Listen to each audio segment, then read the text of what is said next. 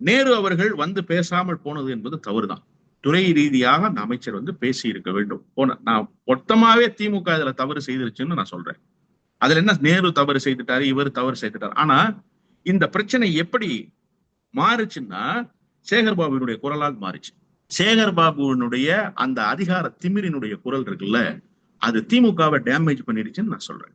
திமுக செய்தது தவறுதான். அந்த தவறு கூட திமுக ஏதாவது செய்து சரி செய்ய முடியும். டேமேஜஸ் சரி பண்றதுக்கான வாய்ப்புகள் எல்லா கட்டத்திலையும் இருந்திருக்கு. அந்த மாதிரி ஒரு கட்டம் வந்திருக்கும். ஆனா சேகர்பாபு பேசியதை சரி பண்ண முடியுமானா சரி பண்ண முடியாத நிலைமைக்கு அது போயிடுச்சு. இன்னைக்கு மக்கள் என்ன கேட்கறாங்கன்னா, சேகர்பாபு இப்படி பேசுவதற்கு பின்னால் யார் இருக்கிறார்கள்னு கேட்கறாங்க. நேரடியான கேள்வி என்னன்னா, முதலமைச்சர் என்ன செய்யறாரு சேகர்பாபு பேச விட்டுட்டுன்றதுதான். அப்போ இந்த பிரச்சனை எப்படி திரும்பிடுச்சுன்றது புரியுதா?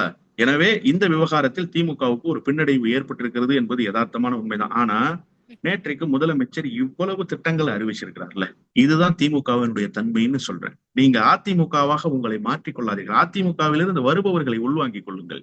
அவர்களை உள்வாங்கிக் கொண்டு அவர்களை திமுகவினராக மாற்றுங்கள். அதிமுகவினரை வந்து நிரப்புவதன் மூலமாக திமுக அதிமுக ஆயிடக்கூடாது. ரொம்ப முக்கியம் அது.